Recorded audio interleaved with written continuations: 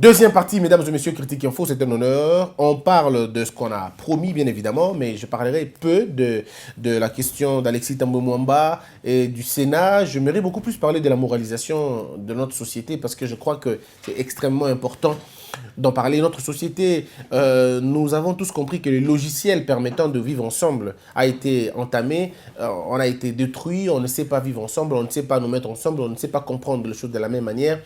Et nous n'arrivons pas à célébrer les valeurs. Malheureusement, nous ne faisons pas le culte de ma valeur en abysso. Regardez, mesdames et messieurs, le Sénat est une grande institution du pays. Le Sénat, c'est quelque chose de très important avec lequel on ne badine pas, on ne joue pas avec le Sénat. Ce n'est pas n'importe qui doit, je dirais, porter le Sénat. Ce n'est pas n'importe qui doit défendre les intérêts du Sénat. Le Sénat doit être dirigé par quelqu'un de probe, par quelqu'un d'irréprochable, par quelqu'un qui a une expérience. Je veux dire, quand je parle de l'expérience, je ne parle pas de l'expérience stérile, parce que nous sommes habitués à des expériences stériles. Monsieur Thambwe Mwamba, avec tout le respect que je dois à ce monsieur, nous devons réfléchir honnêtement pour dire que monsieur a été ministre plusieurs fois dans ce pays et monsieur n'a produit rien du tout. Je dois vous rappeler que monsieur était ministre de la Justice, monsieur était ministre du Plan, je crois qu'il était ministre de Plan. Je peux, c'est vrai, me tromper, mais je ne pense pas que je me tromperai beaucoup. Je ne pense pas que je me tromperai beaucoup. Je sais qu'il a été ministre de Plan, je crois qu'il a été ministre de Communication, je crois qu'il était ministre, à un moment donné, si je me rappelle bien, ministre des Travaux publics aussi. Mais rien du tout, mes frères, rien du tout. Ministre des Affaires étrangères aussi, rien du tout. Mais qu'est-ce qu'il a fait exactement? Nous devons vivre dans un pays où nous allons commencer à regarder les gens sur base de ce qu'ils ont fait. Pas simplement du parcours, parce que n'importe qui peut être nommé n'importe où, dans un pays comme le nôtre où la méritocratie a été assassinée. Nous devons en principe regarder ce que les gens ont fait. Et quand on regarde dans ce que monsieur a fait, on se dit, mais est-ce qu'on comprend ce que l'on veut? Est-ce qu'on sait ce que l'on veut à un moment donné? En fait, je me pose toujours la question, qu'est-ce qui se passe dans la tête de M. Kabila? Qu'est-ce qui se passe dans sa conception? Comment voit-il les choses? Comment voit-il la vie? A-t-il le respect pour les autres? Je me pose toujours la question. Mais en même temps, comme le choix n'a jamais été un consensus au niveau du FCC, c'est la volonté de M. Kabila, quand il dit que ça soit comme ça, ça sera comme ça. Je me pose la question, est-ce qu'on a vu les choses? Aujourd'hui, vous avez entendu, non? Vous avez entendu une rumeur. Non, monsieur Bahati ne pouvait pas diriger le Sénat parce que monsieur Bahati avait des problèmes de ce qui est de 1 million de dollars quand il était questeur. Mais pourquoi le problème n'a pas été soulevé quand il était là? Vous avez vu? Donc, on a créé une sorte de permission collective. Hein? Une permission à la con. Hein? Permissive quand on est ensemble. Quand on est au FCC, on peut tout faire, personne ne vous attaque. Mais c'est lorsque vous quittez le FCC que tout le malheur du monde s'abat sur vous. On enlève la couverture et là, en ce moment-là, la justice peut travailler contre vous. C'est ce qu'on a vu avec monsieur Katumbi. Monsieur Katumbi a été gouverneur. Monsieur Katumbi a bénéficié de toute la protection du FCC. Faisons des choses que les gens ont considéré comme ignobles, que d'autres ont considéré comme faux, et tout. Mais en ce moment-là, c'était pas le problème. C'était le meilleur gouverneur, c'était une école, c'était un exemple à suivre, c'était un Congolais, c'était tout. Il était bien dans tout. Mais seulement le jour où il quitte la majorité, alors il est spoliateur, il est mécréant, c'est quelqu'un qui n'est pas congolais, il est italien. Alors on se pose la question, les gens deviennent mauvais quand ils ne sont plus avec vous. Donc, vous êtes censé protéger les lois de la République et les faire appliquer. Mais lorsque ces lois-là, vous ne les faites sentir qu'aux opposants, qu'à ceux qui ne partagent pas vos opinions. Mais non, le jour où ces gens-là ne sont plus avec vous, c'est ce jour-là que vous décidez de mettre à nu leurs valeurs. Je suis convaincu que M. Thambwe Mwamba bénéficie de la protection de Kabila. Mais si M. Thambwe Mwamba n'était pas avec Kabila, on aurait tout dit maintenant. On aurait même levé les immunités pour que la Belgique se saisisse de lui et qu'on tranche beaucoup d'affaires, beaucoup de dossiers dont on le reproche. Donc vous vous rendez compte qu'il y a des choses qui se passent dans ce pays. Nous avons volontairement voué le culte au mal. Et quand je vois des licenciés, des docteurs, des parents, des hommes qui ont des femmes à la maison, je me pose la question. Moi, je me dis toujours, je vais être marié. Je rentre à la maison chez moi, ma femme me reçoit avec honneur. Tout en sachant qu'en venant de là, Avant d'être à la maison, j'étais allé rendre un culte à un homme. Je suis allé m'agenouiller. Bon, je ne sais pas comment ça se passe. Je ne sais pas comment ça se passe. Comment vous faites pour refuser de réfléchir et donner à quelqu'un d'autre la possibilité de réfléchir à votre place? Lorsque vous voyez les gens aller à Kingakati, moi je me pose toujours la question, je me dis, mais qu'est-ce que M. Kabila a donné à ces gens? Qu'est-ce qu'il leur a dit? Comment ça se passe, tous ces hommes? Non mais, je ne comprends pas. Je peux vous le dire, mes frères, ceux qui ont insulté Kabila dans ce pays, ceux qui ont été contrôlés dans ce pays, une fois l'avoir rencontré, c'est des gens qui viennent clamer la grandeur de Kabila, la force de Kabila. Je ne comprends pas qu'est-ce qui se passe exactement. Je ne comprends pas ce qui se passe exactement. Et cela dans tous les secteurs. Même avec le président Félix, vous l'avez vu. Vous l'avez vu vous-même. Avant, c'était Kabila le méchant, Kabila pas bien, Kabila pas bien. Quand ils se mettent ensemble, quand ils sortent, c'est le partenaire. C'est maintenant notre partenaire, c'est notre allié. Bon, ça c'est dans un autre contexte, on est d'accord. Mais dans les autres contextes aussi. Vous avez vu, je ne citerai pas les noms de ces gens-là. Ces autres, des opposants farouches. Alors, farouches. Mais quand ils rencontrent M. Kabila, en sortant, ils disent non, c'est pas quelqu'un, c'est pas comme ça qu'on le voyait, c'est quelqu'un de très bien. Je ne suis pas en train d'imaginer, de comprendre ça. Parfois, je me dis, mais qu'est-ce qui se passe? Est-ce que mon tour arrivera? Mes frères, je dois vous le dire tous les jours quand je me réveille pour venir passer les émissions, vous n'avez pas l'idée du combat que j'ai au fond de moi. Je me pose toujours la question, Christian, est-ce que tu vas te décevoir aussi? Christian, est-ce que tu vas te décevoir aussi? Une fois, j'ai eu une conversation avec mon père. Quelqu'un l'a appelé en Europe, je ne sais pas qui l'a appelé, il lui a dit, mais ton fils parle, tout ça. On lui a dit des choses. Et puis il me dit, non, ça d'abord c'est même pas ça, je parlerai de ça après. Mais je parle d'une conversation que j'ai eue avec mon père un jour. Mon père était l'avocat de quelqu'un. Je ne citerai pas le nom, ça ne fera pas bien. Il était avocat de quelqu'un. Et donc mon père m'appelle après pour me dire, Christian, on m'a dit que tu es contre le gouverneur, tu es contre telle personne, tu es contre telle personne. Il ne faut jamais oublier que tu as étudié, tu es allé à l'université grâce à son argent. Je dis non, non, non, papa. Je ne suis pas allé à l'université grâce à son argent. Vous êtes son avocat. Il vous paye pour ça. Et vous êtes mon père. Vous payez les frais pour moi. C'est normal. Je ne lui dois absolument rien. C'est parce que vous travaillez qu'il vous paye et vous faites votre devoir de père en me scolarisant. Et je suis tout à fait d'accord avec vous sur la question. Donc je crois qu'à un moment donné, on se pose la question. Qu'est-ce qui se passe exactement? Quel type de pression morale les gens ont qui les empêche de réfléchir et de s'assumer? Parce que le problème au Congo, les gens ne veulent pas s'assumer. Et ils veulent murmurer. Vous avez vu même avec M. Batiloukwebo comment ils murmurent maintenant. Non, c'est le choix. Ils ne veulent pas dire la vérité qu'on nous a imposée. Ils ne veulent pas dire. Or, ce n'est pas manquer du respect à quelqu'un quand vous lui dites ne m'imposez rien. Il n'y a pas longtemps, mon père m'a appelé. Quelqu'un l'a appelé en Europe, il lui a dit, mais ton fils fait du bon boulot et tout, et tout, et tout, et je suis fier de lui. Et mon père m'appelle, il me dit, Christian, est-ce que tu entends tout ça? Je dis oui. Est-ce que tu lis tes messages? Je dis oui. Il dit, est-ce que tu es prêt à être la personne que les gens voient? Est-ce que tu ne joues pas un jeu? J'étais triste parce que je me disais, papa, après tout ce que tu as fait, après toute l'éducation que tu m'as donnée, mais tu peux encore douter. Tu peux encore douter de moi. Et là, il me dit, mais Christian, tu ne sais pas ce qui se passe dans la vie. Et c'est là que je comprends la mesure de la vie. Alors je me dis, mais je ne comprends pas. Qu'est-ce qui se passe exactement? Est-ce que je serai le même? Est-ce que je ferai la même chose? Et parfois, dans la nuit, on pleure. On dit à Dieu, si toi qui vois l'avenir, tu connais la vie des Christians, combien d'années je vais vivre encore? Tu es le seul à le savoir. Mais si tu vois déjà que dans le futur, je serai quelqu'un de méchant, je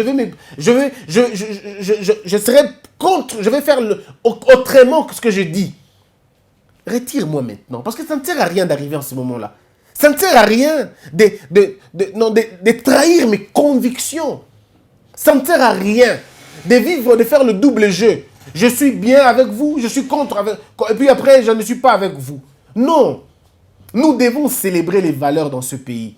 Nous devons porter les hommes qu'il faut dans les institutions, Yamalunga. Et ça doit commencer au niveau de la présidence.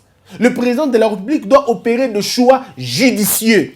Le président de la République doit lui-même rendre un culte à la méritocratie. Nous devons trouver des gens qui conviennent. Nous devons trouver des gens qui ont l'amour du pays.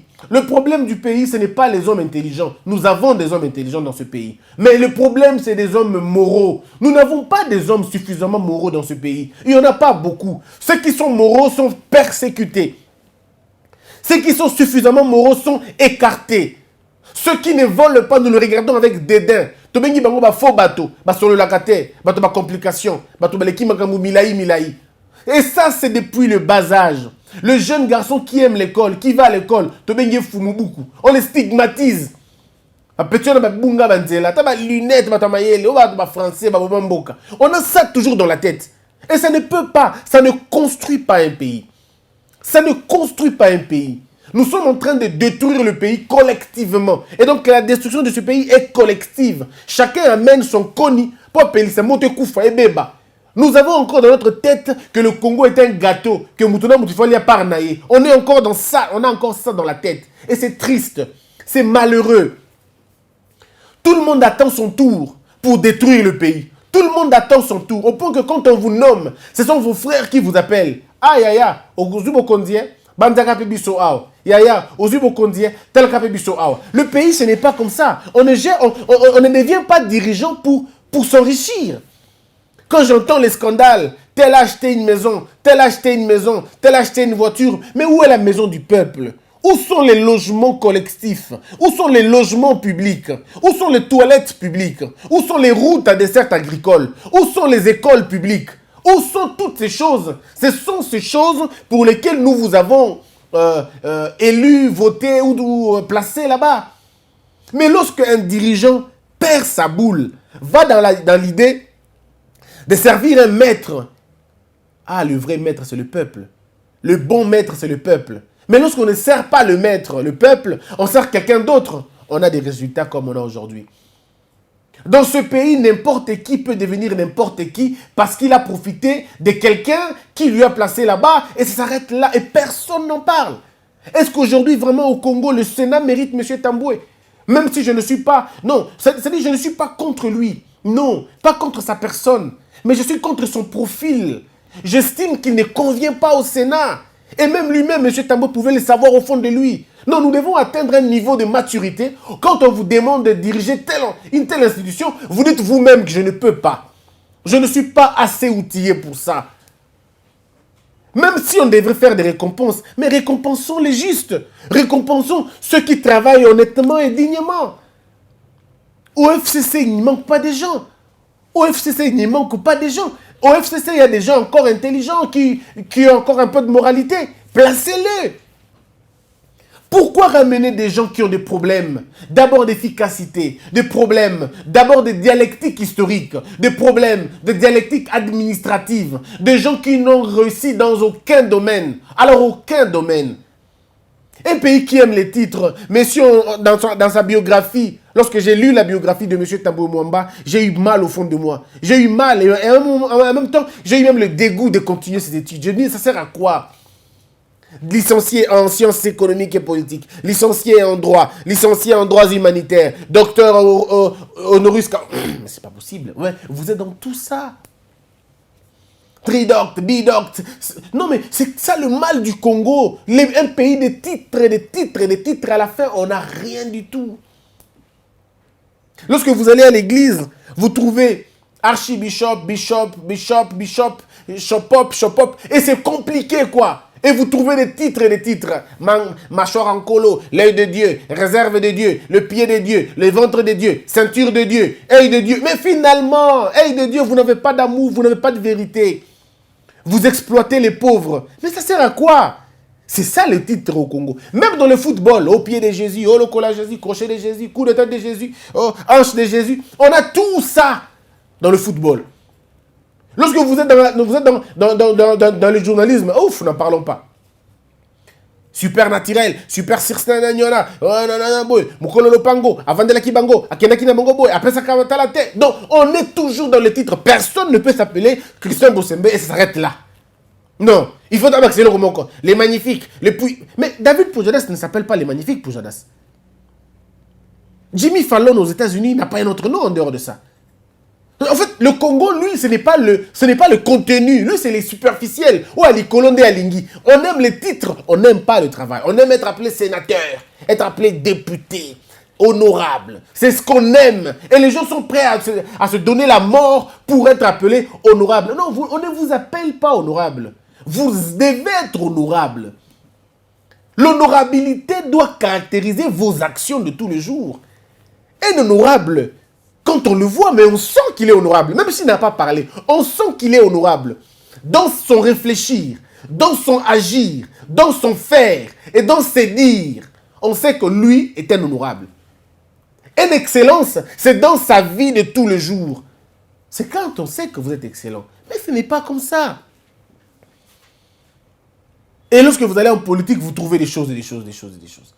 Dans la science, vous trouvez des titres et des titres. On est au Congo, quand tu poses la question à quelqu'un, comment tu t'appelles? Je m'appelle professeur. Mais professeur, ce n'est pas ton nom. Tu t'appelles Bossembe Christian. Mais comment on t'appelle? Je m'appelle professeur Tara. Je m'appelle professeur Jérémy. Mais on ne te demande pas d'être professeur. Comment tu t'appelles? Je m'appelle ingénieur Homo. Non, mais ton nom c'est Homo, ce n'est pas ingénieur. Ingénieur est un titre. Nous devons d'abord commencer à nous moraliser nous-mêmes. C'est une honte. Maintenant, vous aurez un sénateur, un président du Sénat accusé à l'international. Vous aurez un président du Sénat qui est sanctionné. Vous aurez un président du Sénat dont les affaires en justice sont encore pendantes. Ah, on n'aurait pas donné mieux que ça alors dans ce cas. Pourquoi on a fait ce choix? Le choix de la médiocrité. Pas en termes de M. Tamboué. Non, mais le choix, nous, notre choix en tant que peuple. Comment on a fait ce choix? Comment nous avons choisi la médiocrité à la place de l'excellence? Comment avons-nous choisi le faux à la place du vrai? Comment avons-nous choisi le mensonge à la place de la vérité? Ça, c'est le peuple lui-même. Mais notre corpus a été détruit. Notre corpus a été détruit. Le système qui doit nous organiser est malade. Le système qui doit nous régir est détruit. Le système qui doit nous améliorer est détruit. Et finalement, ce système travaille contre nous. Mutu ya mbanga, a comme journaliste. Ya mbanga, il a comme journaliste nabino. Et tous ceux qui passent à la télévision, pour ne baganga, comme si bango ba député. Et aujourd'hui deviennent des députés. Au lieu de travailler pour le pays, non, ce n'est plus le pays qui doit travailler, c'est maintenant Félix Tshisekedi qui doit attaquer. Et ils se battent corps et âme. Vous allez vous rendre compte que, monsieur, en tant que député, qu'est-ce que tu prépares déjà comme loi? Aucune loi. Félix d'abord doit partir. Mais c'est quoi le problème? C'est quoi le problème? Est-ce qu'on ne peut pas réfléchir autrement? Vous avez d'autres personnes. Hein? Il est député aujourd'hui. Son plus grand problème, c'est Fayoulou. Oh, je ne comprends pas. Je dis, mais c'est quoi le problème? Qu'est-ce que tu as avec Fayoulou? Le problème, c'est vous. Travaillez. Donnez-nous les meilleurs. Mais on ne nous donne jamais les meilleurs. Nous nous sommes organisés à ne présenter que les faibles. Les faibles. Les faibles. Nous nous sommes présentés à... Nous nous sommes, je dirais, nous nous sommes entendus implicitement ou tacitement à ne présenter que les faibles sommets de l'État. Moi, entre M. Batiloukwebo et M. Tambo Mwamba, mon choix, il est dans personne. Les deux sont les oiseaux de même plumage. Ils font tous partie du FCC, qui est considéré aujourd'hui comme les responsables des 18 années de honte, 18 années de recul, 18 années d'abrutissement collectif. Qui sommes-nous? Après 18 ans, quel est l'homme congolais? Quelle est sa nature? C'est un homme déconcentré.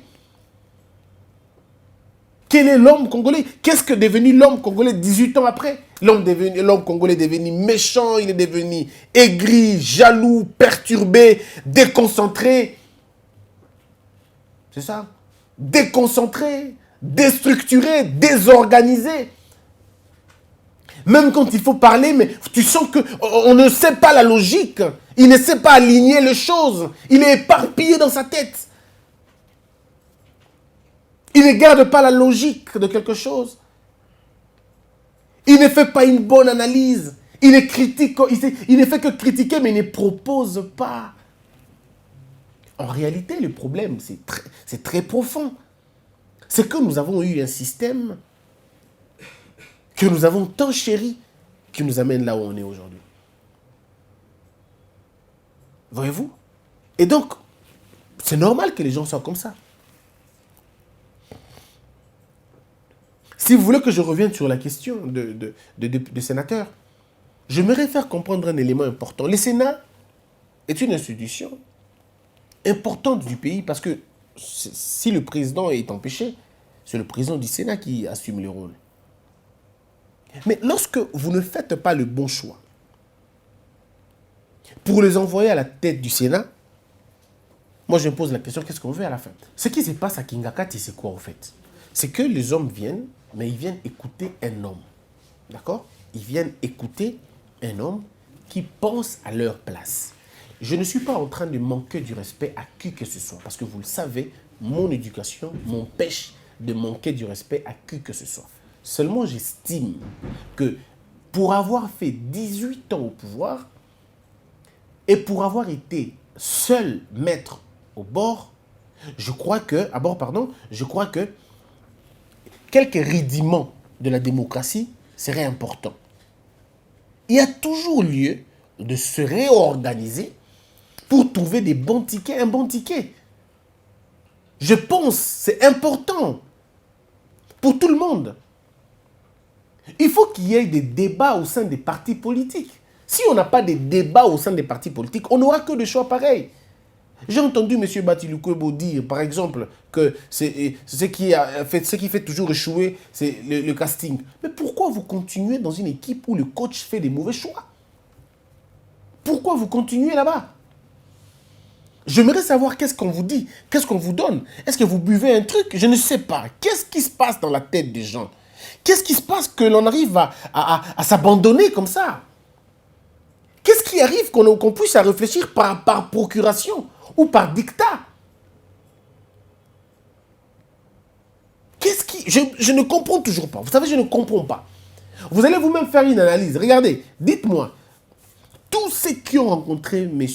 Kabila, alors tous, quand ils ont quitté M. Kabila, ou quand ils entrent, ils voient M. Kabila. Quand ils sortent, ils ont une autre déclaration.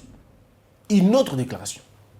Non, c'était trompé sur la personne, vous n'avez aucune idée, c'est quelqu'un d'une grandeur d'esprit pas possible. Bon, je peux comprendre que ça soit de la flatterie. Mais moi, j'ai contacté d'autres personnes, même en privé, ils m'ont dit la même chose. J'étais terrifié. J'ai rencontré un responsable qui m'a dit la même chose. Alors j'étais terrifié. Alors terrifié. Mais alors terrifié. Il me dit non, mais tu n'as aucune idée de ce qu'il est. C'est quelqu'un de très compréhensif, il est patient, il vous écoute, mais il est amoureux, il est amoureux de la nature, hein. Il est amoureux de la nature, il aime l'homme. Alors je me dis, mais oh là, oh là, oh là, oh là. J'aurais compris que si c'était une question de l'extérieur, oui, mais attendez, même en privé, ou c'est nous qui comprenons très mal les choses, ou c'est vous qui ne les comprenez pas. Bon, si c'est le cas, mais pourquoi vous avez combattu quelqu'un que vous ne connaissez pas? C'était quoi les biens fondés de votre lutte alors? Est-ce que vous étiez en train de l'attaquer simplement pour qu'il vous appelle? Est-ce que vous n'étiez pas en train de faire des appels à la pas pour dire, écoutez, prenez-moi, je suis prêt? Ou alors, c'est une peur. Il vous met dans une sorte de peur que vous ne pouvez pas imaginer. Et donc, ça m'envoie plus loin pour réfléchir en disant, et donc, le salut du Congo, c'est la justice alors dans ce cas. Parce que si vous avez une justice indépendante qui peut rompre ces carcans de respectabilité, peut-être qu'on peut faire avancer les choses. Parce que je n'imagine pas que des hommes qui ont étudié, qui ont fait des longues études, puissent tomber totalement comme ça. Vous dites que nous sommes dans un pays démocratique. Mais dans vos propres partis respectifs, il n'y a pas de démocratie. Vous procédez encore à des nominations et à des désignations. En lieu et place des élections, vous faites des désignations et des nominations. Non, à un moment donné, on se dit, ça ne marche pas, ça ne va pas. Il y a un truc qui ne sonne pas bien. S'il vous plaît, et dans ce pays, nous allons développer notre pays par la moralité. Il y a lieu de dire non à quelqu'un sans manquer du respect à cette personne. il y a lieu de dire je ne suis pas d'accord sans manquer du respect à la personne. Comme c'est dans ce cas, moi je demande au FCC, il y a des hommes intelligents là-bas. Il y a des hommes intelligents. J'ai toujours parlé de monsieur professeur Némi Moulania, que je n'ai jamais vu d'ailleurs. Hein. Non, si. Je l'ai vu dans une conférence. On était dans une conférence et pendant que j'étais en train de faire ma conférence en descendant, il s'est levé pour me saluer. J'étais étonné de voir quelqu'un comme lui. À ce moment-là, il était directeur de cabinet. Mais il se lève pour me saluer, moi qui n'étais pratiquement rien du tout. J'étais conférencier comme tout le monde d'ailleurs. Et il s'est levé. Ça, cet acte-là d'humilité, je ne l'oublierai pas. En tout cas, je ne l'oublierai pas. Juste pour cet acte-là, j'ai beaucoup de respect pour cet homme. Mais, cher coordonnateur, M. Némi Moulania, pourquoi vous empêchez au PPRD de manifester, ne serait-ce que la sensibilité de son parti? Vous êtes une social-démocratie. Alors, si vous êtes vraiment dans une sorte de démocratie, et que dans vos sigles, dans vos anagrammes, on peut le trouver.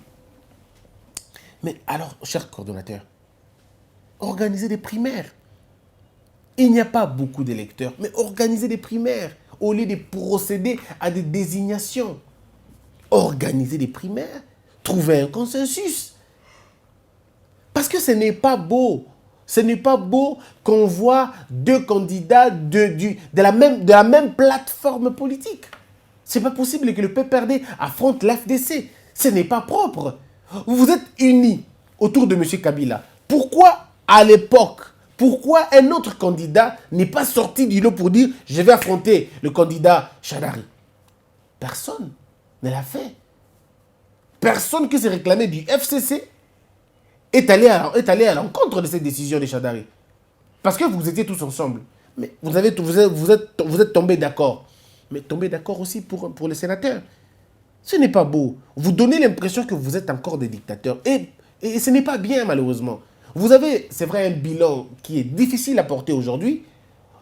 Et puis, en même temps, vous continuez. Vous avez déjà l'Assemblée nationale. La procédure n'était pas bonne déjà au niveau de l'Assemblée. Vous avez entendu, cher coordonnateur, des cris, n'est-ce pas? Vous avez entendu les députés réclamer 5 000 $, 7 000 $, 8 000 $. Vous avez entendu ces choses-là. Ça n'honore pas votre parti. Déjà que le bilan n'honore pas votre parti. Et je ne pense pas comment, au Sénat, vous voulez faire la même chose. Sinon, vous induisez votre chef en erreur, malheureusement. Offrez à ce pays ce qu'il y a de mieux. Offrez à ce pays ce qu'il y a de mieux. Chers coordonnateurs, parce que vous êtes dans les négociations du futur gouvernement. Rattrapez-vous. L'erreur que vous avez commise au niveau de l'Assemblée nationale, ne faites pas la même chose au niveau du Sénat. Et s'il vous plaît, quand il s'agira de gouverneurs, de membres du gouvernement, sauvez-vous, s'il vous plaît. Sauvez-vous. Présentez les bonnes personnes. Ne présentez pas des gens qui n'ont qu'une expérience stérile. Présentez des gens qui ont une carrure, qui ont un profil exact. Présentez-nous des gens qu'on n'a jamais vus, peut-être, qu'on n'a jamais vu travailler. Présentez-nous des gens qui ont l'amour du pays. On peut le retrouver dans le FCC. Parce que je dis que le FCC n'est pas le diable. Il y a des hommes qui sont bien là-bas aussi. Prenez ces hommes-là. Prenez ces hommes-là. Abstenez-vous de nous donner des gens qui n'ont pas travaillé. Pardon, qui ont déjà travaillé, dont on connaît les résultats. Je crois qu'on peut aider ce pays comme ça. Mais avec le choix de M. Tambwe Mwamba, excusez-moi de vous le dire, monsieur le coordonnateur, là, vous avez vraiment tapé à côté. Non, vous avez tapé à côté. Ne vous en faites pas. Vous aurez choisi M. Bati Lukwebo, j'aurais dit la même chose. Vous aurez aussi tapé à côté. Je crois que vous aviez mieux que ça. En tout cas, mieux que ça. Vous pouvez proposer mieux que ça. Et si c'était dans une sorte d'élection et que Tambwe Mwamba était passé, j'allais comprendre. Si c'était dans une sorte d'élection que M. Bati Lukwebo était passé, j'allais comprendre. Mais pas quand c'est dicté, ce n'est pas bien. Merci mesdames et messieurs, c'était la deuxième partie de cette émission. La troisième partie, nous allons parler peu de députés qui vont être des sénateurs, qui ont été réhabilités. On parlera d'eux et puis on va lire des questions. Et moi, je vous retrouve déjà à 20 h, hein, donc 20 h, heure de Kinshasa, pour le grand débat. Abonnez-vous massivement. 50 000 abonnés ce mois. Il faudrait qu'on atteigne ces chiffres-là. Merci à tout le monde. À la base, la même chose.